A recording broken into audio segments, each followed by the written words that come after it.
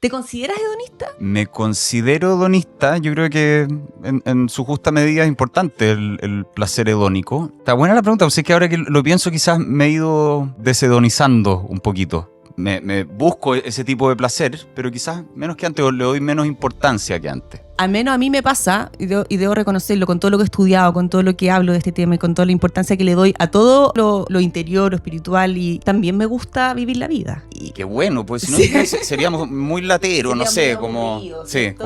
como Me elevado gusta. y trascender a los placeres mundanos. No. Los placeres mundanos están súper bien también. O sea, como Sí. que eso quiero transmitirle a la gente, que este tema de ser más espiritual y tener como un conocimiento interior que es muy importante, no es excluyente a también vivir la vida, a aprovechar estos placeres hedónicos, pero sí sabiendo lo que son, en el fondo, y que no son suficientes. Que no son suficientes, sí. Hola a todos, ¿cómo están? Nuevamente en un capítulo de Infelicidad, deja buscar afuera lo que siempre estuvo dentro. Qué alegría tenerlos nuevamente acá. Si es que son nuevos, los invito a este podcast que hablamos de la vida, de la felicidad y de entender bien dónde tenemos que poner el foco. Hoy día tengo un mega invitado que lo invité más que nada para hablar de algo que en felicidad siempre está como hay una discrepancia, que es del hedonismo, que es en el fondo esta búsqueda de placer en mucha gente que se considera hedonista, gente que no, y qué mejor hablarlo con Rodrigo Jarpa, que es sexólogo, PhD Sí, doctor en sexualidad humana, psicólogo. psicólogo, y ahora también certificado en... En terapia asistida con psicodélico. Genial. Así que, ¿qué más match con el tema del placer y del hedonismo que contigo? Y tengo la primera pregunta para ti, que es, ¿te consideras hedonista? Me considero hedonista. Yo creo que en su justa medida es importante el placer hedónico. Está buena la pregunta, pues es que ahora que lo pienso quizás me he ido deshedonizando un poquito. Me busco ese tipo de placer, pero quizás menos que antes, o le doy menos importancia que antes. Y me encanta que hayáis como puesto el foco del libro en eso. O sea, pues el libro habla de muchas otras cosas más, pero a mí ese me parece que es un tema central, súper interesante también.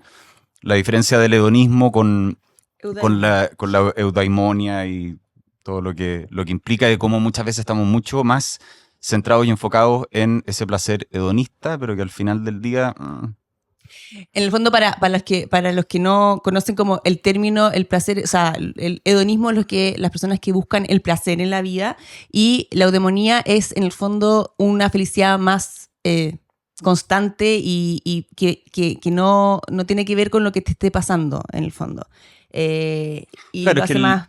el hedonismo también tiene mucha relación con el placer a través de los sentidos, y de nuevo, está bien y es importante cultivar los distintos tipos de placer, pero tiende a ser un placer que es más cortoplacista y que tiende a generar algo que se llama adaptación hedónica. Nosotros, algo que te genera placer, no sé, el chocolate, te comí un chocolate, al día siguiente te comí otro chocolate. El ser humano se acostumbra a todo. Sí, y después ya como ya no quiero más chocolate. Y a mí este tema a mí me alucina porque en el fondo siempre también está como en tela de juicio, cuando también lo que tú decís también es importante. O sea, yo creo que debe haber un equilibrio entre buscar el placer por el placer, o sea, lo que tú decís, no tengo idea, comer algo rico, tener una noche de buen sexo, todo eso es importante en la vida. Tampoco tenemos que ponerlo porque la gente cree que yo trato de que mi libro al menos, y que no sea lo menos como zen, o que crean que es algo súper espiritual y para gente muy superior, en el fondo. Y no, tiene que haber un equilibrio con esto. Tú dijiste que te estáis como deshedonizando, o sea, en un principio eres más hedonista. Sí, yo creo que sí. ¿Y qué te hizo cambiar o qué te está haciendo cambiar? Porque me he dado cuenta también de esa satisfacción profunda que genera de repente este placer más eudaimónico, que tiene que ver con... voy a ir a la etimología de la palabra, por lo que recuerdo, eu es como bien, como estar bien, y daimon es espíritu o alma, entonces tiene como relación con estar bien con el tipo de persona que quiero ser y el tipo de vida que quiero vivir. Y eso no siempre va a ser placentero y happy, bilsipap. Implica muchas veces sacrificio, esfuerzo, pero que te genera esa como alegría en el alma como más profunda, interna, y que puedes terminar después de un día reventado, pero que quizás estuviste haciendo algo que tiene que ver con tu propósito, con lo que para ti es importante en la vida, y eso al final es mucho más gratificante y es menos propenso a la adaptación hedónica. Es más difícil que se genere ese proceso de adaptación que lo que ocurre con estos placeres más fáciles, más hedonistas. Y más, claro, y que también finalmente uno se acostumbra y necesita algo más y más fuerte también en el fondo. Claro. O sea, no solamente un pedacito de chocolate, después necesitáis 2 pedacitos de chocolate. Y así va ahí. Y ir cambiando, que eso también en el juego, me aburrí del sexo. ¿Ya? Hablo mucho también de eso en relación a las relaciones, en los vínculos, de repente cuando nos enfocamos mucho en el placer hedónico y finalmente vamos construyendo vínculos como si los otros fueran pedazos de chocolate, nos terminan aburriendo. Es muy distinto un vínculo que implica un trabajo, que implica compromiso, constancia, como todas las cosas importantes en la vida, que implican trabajo, hacer la pega, pero cuando nos relacionamos con las personas como por encimita, como si fueran un chocolatito, nos comemos el chocolatito y después vamos al siguiente. ¿Y cómo crees que deberíamos equilibrar en el fondo lo externo con lo interno? ¿Cómo llevar este equilibrio? Que te digo yo de tener esto, la parte externa de la felicidad, porque la felicidad en esta sociedad generalmente se busca afuera, generalmente, y así estamos educados, no es ni siquiera culpa nuestra, pero creemos que cuando logremos esto vamos a ser felices, o cuando nos compremos esto otro, y eso es como buscarlo afuera, que también siento que nada está mal en un 100%, ¿ya?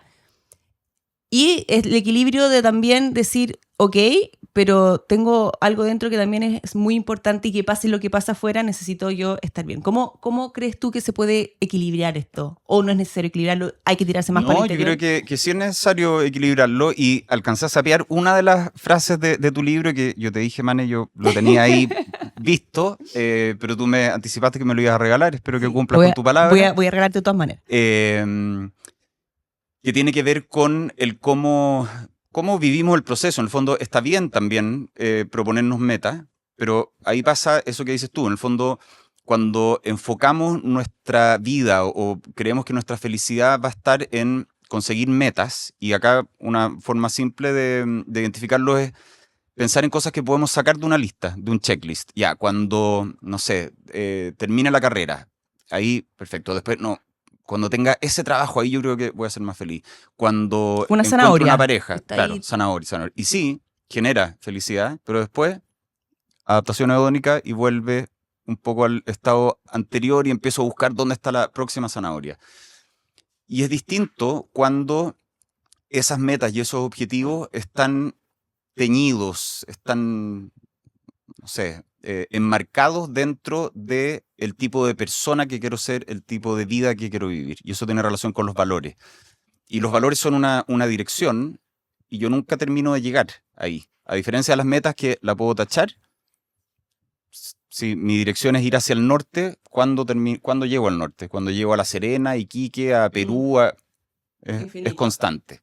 ¿Ya? Entonces, como el espejismo. Es como un espejismo. Voy a llegar al agua que se ve en la carretera, y nunca llega. Sí. Es como un espejismo. Porque al menos a mí me pasa, y debo reconocerlo, con todo lo que he estudiado, con todo lo que hablo de este tema y con toda la importancia que le doy a todo lo interior, lo espiritual, y también me gusta vivir la vida, ¿cachai? Y qué bueno, pues si no, seríamos muy lateros, no sé, como elevado y trascender a los placeres mundanos. No. Los placeres mundanos están súper bien también. ¿Sí o no? O sea, como que eso quiero transmitirle a la gente, que este tema de ser más espiritual y tener como un conocimiento interior que es muy importante, no es, ¿cómo se dice? No es contrario o excluyente a también vivir la vida, a aprovechar estos placeres hedónicos, pero sí sabiendo lo que son. en el fondo, y que no son suficientes. Que no son suficientes, sí. ¿Cachai? O sea, Eso es yo superimportante. me puedo comprar, no sé, si es que sueño con una chaqueta y entender que esa chaqueta me va a durar la felicidad 3 días. No depende mi vida de ello, no tengo idea. Pero como entender que esta dualidad puede coexistir. Eso es un tema importante. Y ahora hablemos de sexo y felicidad. Hay que tener, ¿qué crees tú que en el fondo influye? ¿Cuánto influye una buena vida sexual en la felicidad de las personas? Tú que conocí el tema a fondo. Ahí quizás yo me preguntaría qué es una buena vida sexual. ¿Ya? Pero quizás nos vamos a ir por las ramas y se puede poner media densa la conversación. Pero yo creo que ahí es importante partir al menos por identificar para cada persona qué es lo que significa una buena vida sexual. Y ojalá que esa definición de buena vida sexual no incluya muchos deberes y teneres, porque lamentablemente la sexualidad está llena de deberes, teneres, es que uno debería, uno tendría que generalmente son imposiciones externas y que no necesariamente son lo que a mí realmente. Creencias metidas adentro. ¿Cachai? Y que muchas veces nos limitan y que nos alejan también de nuestro propio bienestar sexual, de lo que nosotros queremos encontrar ahí, de lo que en el contexto de una pareja, de lo que nosotros como pareja también queremos construir y potenciar. Entonces creo que es importante identificar qué es para mí, y si estoy en pareja, si soy pareja, qué es para nosotros esa buena vida sexual. Y ahí se ha visto que cuando la vida sexual anda bien, es algo que potencia la relación y sí, que tiene muchos efectos positivos en el vínculo, incluso de cómo se percibe a la pareja, de un poco cómo se interpretan las conductas del otro. Hay toda una serie, es como que tiñe un poco el resto de la relación. Pero cuando la vida sexual anda mal, afecta más, o sea, tiene un impacto más profundo que cuando anda bien. Perfecto. ¿Ya? Perfecto. Y lamentablemente... Es como el dinero. El dinero y la felicidad, ¿sí? Porque el dinero, en el fondo, está estudiado que cuando ya tú pasás un nivel de ingreso y todo, no es lineal, no es que entre más plata tenga tú más feliz vas a ser. Ah, claro. Pero la falta de plata, o sea, en el fondo la gente que sí es, te hace muy infeliz en el fondo, ¿cachai? Cuando la gente... Entonces, esto es como parecido. Totalmente.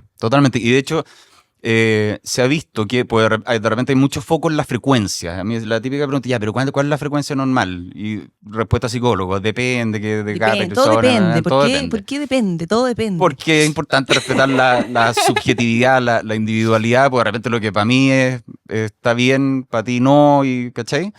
Pero ya, si nos vamos al dato, en general es una frecuencia de 3, 4, un poquito más veces al mes, y que más de eso es como lo que decías tú con la plata. Más de eso no necesariamente va a aumentar la satisfacción. O la satisfacción en este caso. Sí. Me encantó, está bueno el ejemplo con la plata, pues sí, pasa algo muy parecido. Que a mí siempre me ha llamado la atención la gente que tiene mucha plata y que sigue como vacía, buscando tener más plata. Y vacía. Sí. Completamente vacía. O sea, ¿cuántas personas, cuántos artistas también que tienen fama, plata, todo, y terminan en un hotel solo? Bueno, es que ahí yo creo que es un ejemplo súper claro de este foco en metas. Y claro, desde afuera uno podría pensar, bueno, pues si lo tiene todo. Es como que todos los checklists así ya, pero todo se los dio vuelta. Y finalmente, si no hay una vida bien vivida en consonancia con los valores, con un sentido más profundo, el vacío va a estar igual. El vacío, sí. Ahora vamos a hablar de tu libro, que lo tenemos acá, Psicodélicos y mi otro yo, un viaje por la mente y la conciencia, que me lo devoré, estaba buenísimo. Y las primeras 150 páginas todavía no entramos en tierra firme. Y esa primera parte a mí me encantó. Me encantó. Qué bueno. No. Y te amo por lo matea que eres, porque No sé si se ve eso, que yo te lo voy a copiar. Me encantó la Sí. técnica, pues yo como que pienso, ya, después me voy a acordar de esto. No te voy a Nunca. acordar jamás. Entonces tú Y diferencias yo no por... puedo estar con cuatro destacadores subrayando con colores Mm. distintos. No, yo destaco con uno, pero las ideas las marco con en el fondo colores distintos. Depende si es un insight, un super insight, o una cita o otro libro que ¿Y hay citaste. Super Insight? Sí, está lleno, mira, 1, 2, 3, 4, 5, ¿Los Super 6. Insight cuáles Solo son? rosado. Ya, No te los voy a mostrar. ya. Ya. Te voy a decir citas que encontré, te voy a citar partes de tu libro para que ahondemos en ese tema. ¿Te parece? Perfecto. Ya. Vamos con la primera, sale. Recuerda que el objetivo principal de tu cerebro no es hacerte feliz, sino asegurar tu supervivencia. ¿Cómo impacta esta verdad en nuestra búsqueda por la felicidad? De que estemos seteados de esta manera.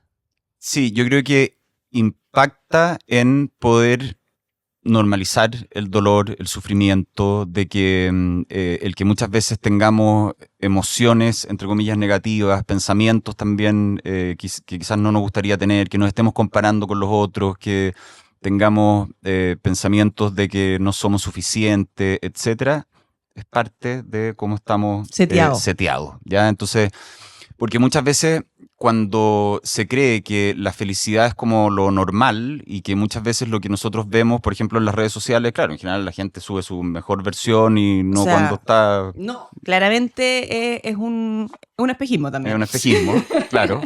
Entonces también puede generar un cuestionamiento de, bueno, ¿qué me falta a mí? ¿Qué es lo que yo no estoy haciendo bien? Tal vez yo no me he esforzado suficiente, porque, bueno, al parecer todo el mundo es feliz y yo no. Entonces es importante ahí también normalizar un poquito ese dolor, ese sufrimiento. Y entender, todo esto yo no lo he dicho antes en el podcast, pero yo no soy periodista, entonces esto es una conversación. Aquí no soy experta en el tema de entrevistar, por eso me gusta conversar, ¿ya?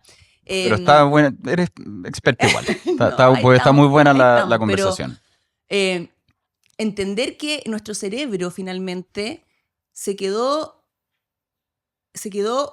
menos, una parte de nuestro cerebro se quedó menos evolucionado de lo que estamos hoy día. ¿Y qué pasa? Que sigue en alerta, sigue pensando que el león va a aparecer atrás y nos va a comer. Cualquier cosa que nos ponga en peligro, el cerebro tiene la primordial función de mantenernos a salvo. Cualquier cambio que nosotros queramos hacer en nuestra vida, cualquier intención a cambiar, el cerebro va a estar alerta, ojo, ojo. Eso quiere decir también la frase que tú decís, que vamos a estar siempre sobreviviendo como instintivamente antes que siendo feliz, que son las decisiones que tenemos que tomar mucho más conscientes. Mucho más conscientes. Y ahí lo podríamos ligar con las actividades intencionadas de Lubomirsky. O también con vivir en consonancia con los valores, etcétera. Igual tiene sentido, o sea, están todos los estudios, está todo, pero el sentido común, ahí me dice que el puro sentido común me dice que tiene toda la lógica del mundo, ¿o no? Sí, sí. Ahora, yo soy medio nerd con la ciencia y como que no me quedo solamente con el sentido común, que es el menos común de todos los sentidos. Pero sí, tiene bastante sentido. Y volviendo un poquito a lo que tú decís del cerebro, de repente una manera súper simple de entenderlo y de recordarlo, que eso también nos permite ser conscientes de esas como tendencias del cerebro, es que el cerebro es muy alaraco y muy, perdonando mi francés, muy pajero. Totalmente. ¿Ya? Como, vamos a hacer deporte. No, pero si mejor es que hoy día, mira, está lloviendo y si hoy día mejor te quedas allá en la casa y anda mañana, porque mañana yo creo que va a ser menos frío. ¿Ya? Porque quiere ahorrar energía. Recursos. Y también es muy alaraco porque tiene que estar alerta, tiene que estar buscando peligros, anticipando peligros. Por eso también muchas veces sufrimos por películas que nos pasamos y que nunca van a ocurrir. Porque, claro, si estuviésemos, no sé, en la selva y felices, sin ver peligro, se movieron unas ramas por ahí, debe ser un cariñosito que se tiró un peo. No, claramente. El león te va a zampar con tuti. Y qué increíble que siga así. Porque nosotros yo pensaba, yo decía, ya, pero han pasado miles de años, pero es que en verdad, cuando uno ve la historia del ser humano en perspectiva con la humanidad, es un tiempo así de corto. Sí. ¿cachai? Y eso uno no lo dimensiona. Y yo siempre he dicho como, abramos la cabeza, abramos la mente, veamos que somos como un punto en el universo y existe mucha más realidad de la que vemos. Y por eso no hemos quizá evolucionado tanto y más adelante este cerebro reptiliano va a tranquilizarse quizás, no sé cómo sea. Otra frase, Perdón. otra. Es que esto también a mí me parece súper interesante, que también tiene que ver con este cerebro reptiliano, porque, como hablando un poco de este desfase, como que estamos ahí, el miedo al rechazo, que es súper humano, pero ahora el miedo al rechazo nos sigue afectando profundamente, por eso cuando nos dicen, nos pueden dar 1000 piropos, pero nos dicen uno negativo, y, por lo menos a mí. Me sigue pasando mucho. Los comentarios en Instagram, como que yo no he logrado... No, a mí me he ido haciendo más insensible, pero todavía como que... Porque eso implica rechazo. Y antes el rechazo era que nos excluían de la tribu, del clan, y nos moríamos, no sobrevivíamos. Ahora el rechazo sí puede doler mucho, pero no necesariamente tiene ese impacto tan duro como antes. Pero por eso en el fondo tenemos creencias tan arraigadas imagínense, de milenios, porque así nacimos, así como especie, finalmente. Así que, pero solamente decir que entender eso te hace, no es que vaya a cambiar, pero sí te hace ser consciente de muchas cosas que pasan en tu cabeza y que uno en el fondo las daba por hecho que soy así, y no es que tú seas así, es que hay una parte en tu cerebro que funciona así, que es distinto. Y de eso quiero hablar ahora en esta siguiente frase. Abro comillas. No somos nuestros pensamientos o sentimientos, somos el espacio que los contiene. Me encantó. Es que a mí me encanta, pues, iba a ir justamente a eso. Pues, sí, pues tiene relación. Porque claro, de repente estos como atajos mentales o estas tendencias de la mente de quizás ser un poco más floja o mostrarnos todo lo negativo, contarnos películas terribles que nunca van a pasar. Entonces ahí ser conscientes de que nuestros pensamientos son pensamientos, ¿ya? Y la mente funciona como una radio, o creo que ahí hago la analogía con Twitter. Y Twitter, la cantidad de mensajes que transmite durante el día son miles, millones. Y la cantidad de pensamientos que nosotros tenemos durante la vida son, no me acuerdo el número, unas 90.000, como elevado al no sé cuánto. Entonces, así como los mensajes de la radio o los mensajes de Twitter, hay algunos que son útiles, hay otros que no, muchos que no. Y es importante entonces tomar cierta distancia de esos pensamientos, no creernos todo lo que pensamos. Por eso la frase de Caselli es una maravilla. No tengo por qué estar de acuerdo con lo que pienso. Sí. Es filosofía profunda. Y pura. Pero eso es súper importante, entender que no somos nuestros pensamientos. Que no somos nuestros pensamientos. ¿Eso quieres decir? Que los pensamientos no son la realidad, que los pensamientos no son los hechos, que hay pensamientos que son más útiles y que nos sirven para vivir la vida que quiero vivir, hay otros pensamientos que nos alejan. Entonces es importante, sobre todo, no hacerle caso a todos los pensamientos. Porque si yo pienso que soy una mierda de persona y me creo ese pensamiento y actúo en concordancia a ese pensamiento, quizás voy a tener una vida bastante de todas maneras, yo mierda. A mi hijo le digo, me dice mi mamá, no, es que soy un tonto, te invento. Estamos haciendo una tarea, es que soy un tonto. ¿En serio? Le digo, porque acuérdate que tu cerebro se cree todo lo que hay. Si es mentira o si es verdad. No sé si es mentira o verdad, no tengo idea, le digo. Pero ojo que no, mamá, así como tonto, no. Pero al tiro recula, ¿cachai? Porque los tengo como adiestrados así a que en el fondo entiendan que lo que uno dice y lo que uno piensa, si se lo cree de verdad, se va a hacer realidad, ¿cachai? Entonces, está bueno porque tú no entras a debatirle así, no, mijito, usted no es tonto. Yo no es sé. Como, si yo no sé si eres tonto si o no, pero lo único que te puedo decir es que lo que tú estás diciendo, tu cerebro se lo cree. No distingue entre verdad y mentira. Y ahí termina, no, así como, no tonto, pero bueno. Yo me cago en la risa. Pero no digo nada, ¿cachai? Quedan su libre, su libertad de pensar. Y habláis de este yo, porque a mí me encantó entender esto, que es súper difícil, que no somos nuestros pensamientos y que ¿quiénes somos entonces? Porque tú explicabas de este yo hay un yo observador y un yo como conceptual que es como el que te está pasando ahora. Hola, tengo 40 años, soy mamá, tengo esto, tengo otro. Pero también una vez fui chica, una niña que le gustaba saltar al elástico en el colegio y en ese momento eso era. Y después cambia esto otro y ese como yo conceptual es el que va mutando, ¿cierto? ¿O lo entendí bien? Sí. Pero este yo observador, ¿cómo lo miras? ¿Cómo lo ves? ¿Qué es? Eso es lo que yo a mí como que todavía me cuesta. Es que es difícil de... Oye, si se me ven los calcetines, vamos a transparentar que me vine en moto y llegué mojado y la madre me tuvo que prestar pantalones, calzoncillos. No, calzoncillos por suerte no. Pero entonces estoy sin zapatos. Ya, no importa. Aquí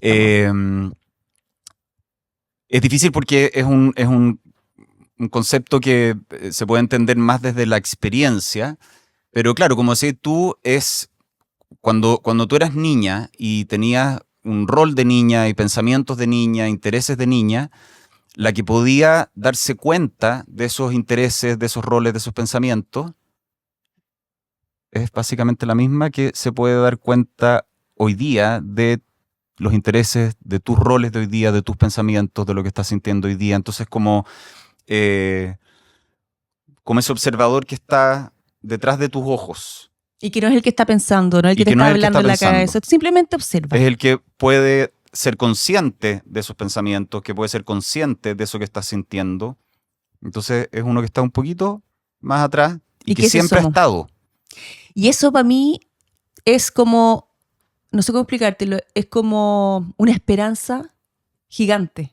Es decir, en el fondo, cada vez que nosotros estamos rumiando, porque es rumiar, estamos rumiando, que nos estamos hablando, que es que mi jefe, es que la cuestión, es que no sé qué, después, y nos pasamos el rollo del rollo, y ese no eres tú. Y ya solamente ser consciente de eso te da la capacidad de poder cambiar ese pensamiento, o de poder actuar, de accionar. A mí me encanta también eso. Lo encuentro súper liberador y encuentro que también es muy bonito porque me genera un sentido de comunión, de comunidad, porque creo que... Sí, pero y también en el sentido de que es muy probable que esos ojos que están detrás, ese observador, ese que algunos lo definen como conciencia trascendental, sea compartida. ¿Qué diferencia puede tener esa conciencia trascendental de la tuya o de las personas que están escuchando este podcast? Ese observador que está atrás, que no es los contenidos, que no es los pensamientos, que no es las emociones, sino que es capaz de observar esos pensamientos, emociones. Y la siguiente frase tiene mucho que ver con esto, mira, que me encantó también. Necesitamos ver nuestra jaula para salir de ella.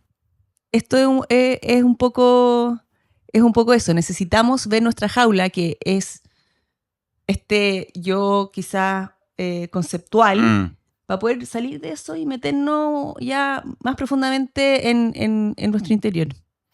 Y esa jaula tiene que ver mucho con creencias, con la definición de quiénes somos. Llenos de etiquetas, ¿o no? Llenos de etiquetas. No, es que yo soy muy... Y también y de etiquetas también hacia los otros, como no es que el otro, no es que es muy... es que no, esta persona es... No hay que hablar con el verbo soy o es. Está, por último. Yo también trato de decir, oye, estás desordenado, no eres, porque es una etiqueta de una, y nos llenamos de etiquetas. Y jaula también en el sentido de poder ver y ser consciente y ojalá de poder experimentar la interconexión entre todos. Dejar de vivir tan alienados, tan cada uno su silo. Yo. Por eso a mí, y lo estuvimos hablando un poco antes en relación a la felicidad, al bienestar, y dentro de todas las cosas que son importantes como para cultivar y potenciar nuestro bienestar y de manera sustentable, no como esos chispazos de dopamina. Una de las áreas que a mí más me ha interesado es las relaciones, los vínculos, y que creo que... Predictor número 1 de felicidad, por si acaso. ¿Sabías? Las relaciones y los vínculos. Las relaciones humanas, sí. Y dentro de esa, la relación de pareja es una de las más significativas y que puede entregarnos tantas alegrías, tanta satisfacción, así como tanto sufrimiento, tanto dolor. Entonces, por eso, para mí ahí hay eudaimonia. Poder trabajar y poder acompañar a parejas, a personas, a poder cultivar la calidad de sus Y entender relaciones. que en este mundo estamos todos en el mismo barco también. Me pasa que no sé, yo cuando empecé a estudiar también la amabilidad, de qué pasaba con la felicidad con la amabilidad, y en qué minuto, bueno, la pandemia ayudó mucho, pero en qué minuto dejamos de, o sea, si es que yo estoy en la fila de la farmacia y alguien me habla, es como, me está atacando. O la otra vez iba en el auto y andaba con mis anteojos y con unos de sol arriba, imagínate, o sea, ya, matá. ¿Pero por Y qué? el que, porque estaba con dos anteojos. ¿Pero por qué hiciste eso? Porque necesitaba ver para manejar y había sol, entonces me puse el anteojo de sol arriba, ¿cachai? Ya. Y el que estaba vendiendo fruta en la calle me dice, qué preciosa. Y yo, ¿sabes qué? Con dos anteojos más encima, me alegraste el día. Le dije, gracias, te pasaste, me alegraste el día. Como que estamos súper reacios al contacto, ¿cachai? Estamos en esta jaula interna de que cualquier contacto humano es como, te estáis traspasando un límite. Y yo creo que tenemos que volver a entender que estamos todos en el mismo barco. Y si el barco se hunde, nos vamos a hundir todos juntos, ¿cachai? Y eso creo que es importante también. Por eso el concepto de la jaula me gustó mucho, tanto como para afuera como para adentro, para entender que no somos nuestros pensamientos, que estamos llenos de creencias. A mí una época también de mi vida que yo me cuestioné todo. Dicen que es la crisis de los 40, me pasó un poquito antes en el fondo, pero todo lo que estaba me habían dado per se en la vida, o sea, como que yo ni siquiera me había cuestionado. Hay momentos en que uno se cuestiona las cosas. Y está bueno cuestionarse las cosas. Está increíble, doloroso igual, pero necesario. Sí. Oye, y estaba pensando también, eso como con el ejemplo que pusiste con los anteojos y el señor que te dijo como cosita rica, no sé qué. No, aparte que fue así, pero me dijo, está preciosa. Y yo como, ¡ay, gracias! Te pasaste. Que el amor también, como lo plantea Bárbara Fredrickson, son como esos micro momentos de conexión y que puede ser eso.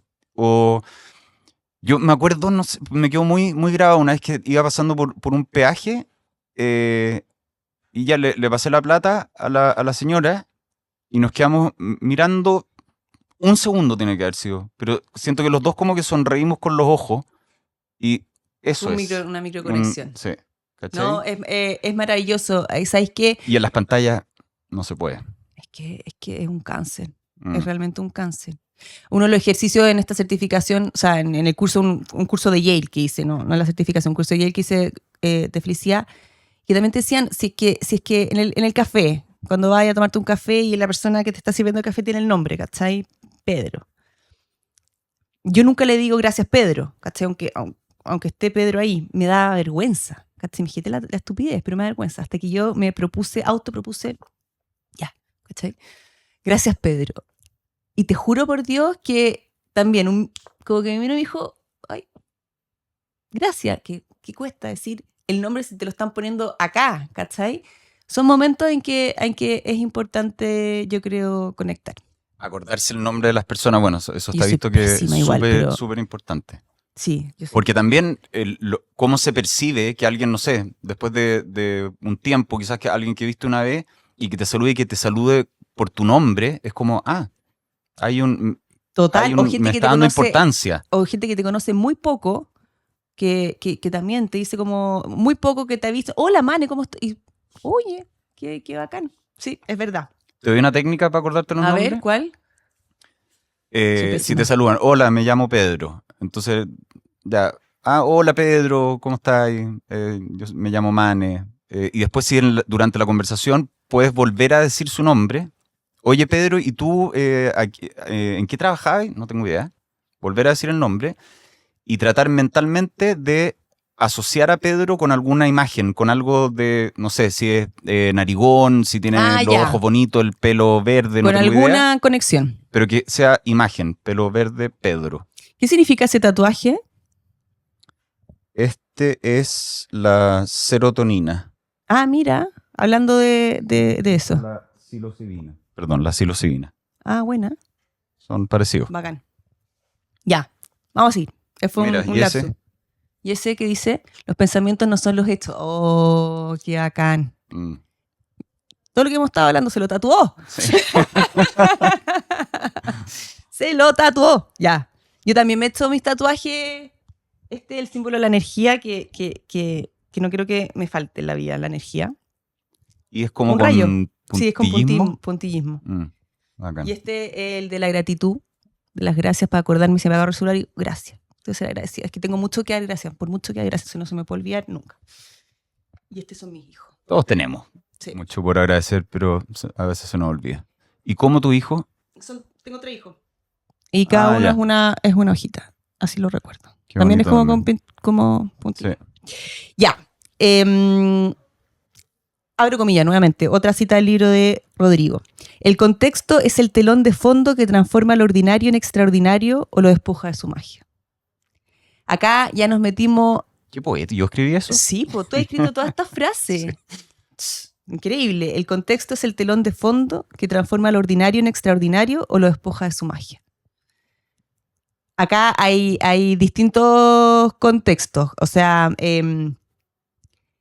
contextos nuevamente. Está en todo el tema de que tú hablaste de la terapia, ¿cierto? Que el contexto, el set y el setting es muy importante. Muy Matea, muy bien. Pero en la vida encuentro que todo el contexto es importante. En todo. Cuando uno hace correte con unos amigos, cuando en el sexo. Como que el contexto uno le da poco valor, ¿o no? Cuando tiene un valor. Fundamental. Y creo que también mucho de nuestro sufrimiento tiene que ver con esperar funcionar independiente del contexto. Como si fuéramos una máquina, porque las máquinas funcionan independiente del contexto. Mi teléfono va a funcionar igual en un día de lluvia, un día de sol, en el desierto, en el sur de Chile. Siempre va a funcionar igual, pero nosotros somos sensibles al contexto y es distinto cómo vamos a responder, cómo nos vamos a vincular. Y claro, en el sexo es algo que yo lo he visto mucho también en la consulta y el sufrimiento, la frustración que genera, pues está esta expectativa de que, no sé, yo debería, por ejemplo, sentir deseo o tener una erección o lo que sea, independiente del contexto, incluso independiente de la otra persona, incluso independiente de si me gusta o no la otra persona. Ay, qué atroz. ¿Cachai? Que eso es como una expectativa o muy asociado como al estereotipo del macho, que es como, sí, que hay que rendir, como, funciona, sí, tiene que como funcionar siempre. un pene de Robocop, no tengo idea. Como, sí, es automático. Sí. No hay mucho que cuestionar ahí. Claro. Tiene que funcionar. Sí. Entonces ser consciente del contexto y también fuera de ese contexto, también para poder potenciar nuestro bienestar sexual, si es que seguimos hablando de eso, ser sensibles al contexto y buscar contextos que nos permitan potenciar la conexión, el placer, el deseo, etcétera. Porque, no sé, un día jueves a las 11:30 de la noche con pijama polar en la cama, viendo las noticias, comiendo porotos con rienda, está peludo. Está peludo. Sí, hay que darle más importancia al contexto, o sea, no lo pasemos por alto. Y el contexto también en tus terapias es o sea, al menos en el libro le diste una importancia, pero total. En general, en la terapia de pareja, en la terapia sexual, en las terapias que se hacen con psicodélicos, es fundamental el contexto. Y también que las personas se hagan más conscientes de la relevancia que tiene. Mira, acá viene la última cita que tiene que ver Porque también. si no, perdón, Sí, una sola cosita. Porque si no también, si no somos conscientes de la importancia que tiene el contexto, puede ser que cuando no logramos algo que nos estamos proponiendo, atribuyamos todo a nosotros y que hay una falla interna, que nosotros estamos fallados, que nosotros no hemos hecho lo suficiente. Pero también hay que considerar en qué contexto estamos haciendo eso. No estábamos en las condiciones óptimas quizás para que sucediera. Claro. Y que va más allá de eso. Importantísimo.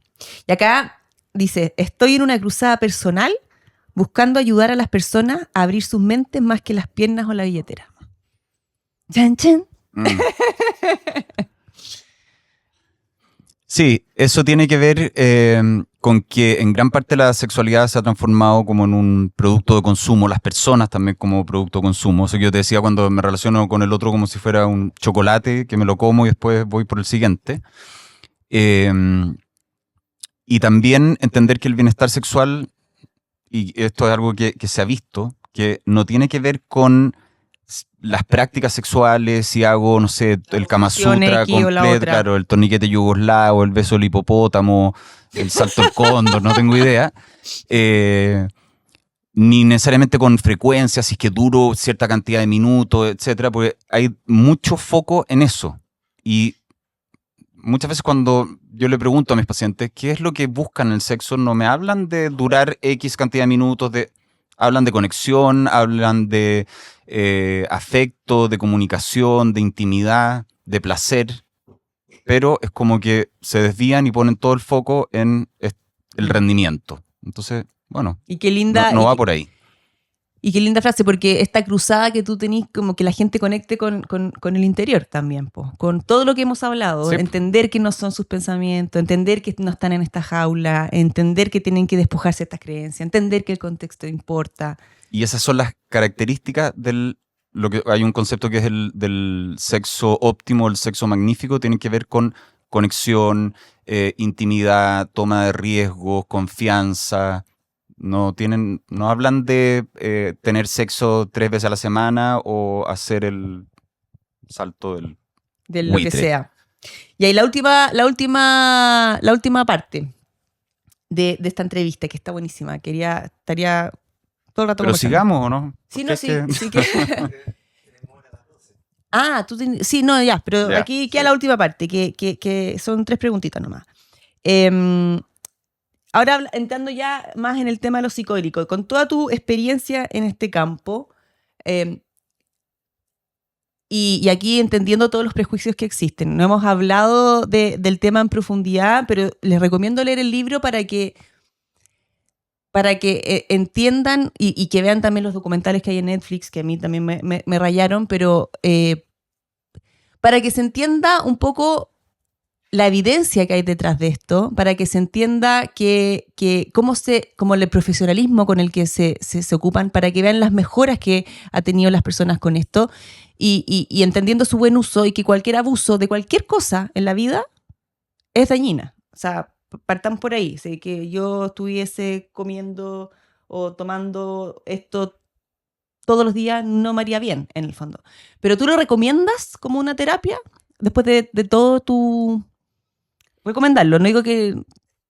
Sí, pero viene con un pero Dale. importante. En una palabra, sí. ¿Y en 5? Sí, que no es para todos, que tiene que ser en un contexto adecuado, cuidado, con personas que sepan trabajar en esto. Entender también el marco legal, que esto es algo ilegal en Chile.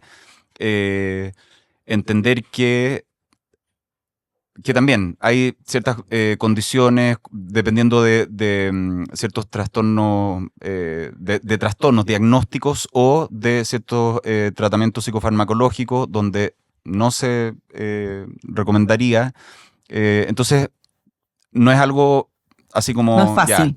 Algo fácil y démosle, y sin informarse, sin cuidado, sin preparación también. Y ojo que estas terapias, lo estoy adelantando en el libro, pero las terapias no es como 1, 2, 3, llegué, me comí esta cuestión, me vieron mientras me pasó lo que me pasó y te fuiste.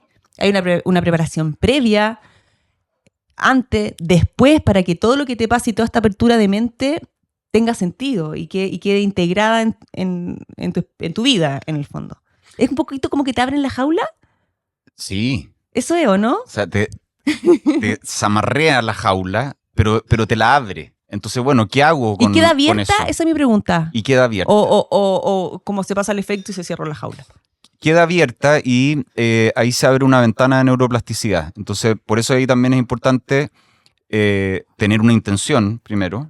Pues no es como, quiero como, no sé, vivir la experiencia nomás, sino que en el contexto terapéutico se trabaja con una intención de qué es lo que yo estoy buscando, y después poder integrar ciertos cambios, sobre todo durante esta apertura de la ventana de neuroplasticidad, donde también hay mayor flexibilidad, donde logro salir un poco y desrigidizar todos estos patrones rígidos de quién soy yo, de quién eres tú, de creencias limitantes, etcétera.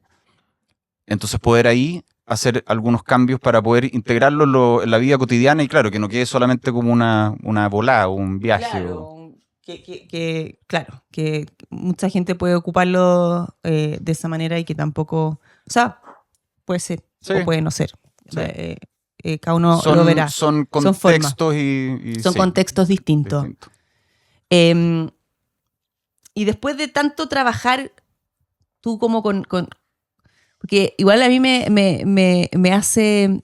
y porque la primera pregunta que te hice si eras hedonista o no eras hedonista, porque trabajas tanto con el placer y con este tipo de placer que también finalmente es una experiencia increíble, y con el dolor de las personas en la terapia.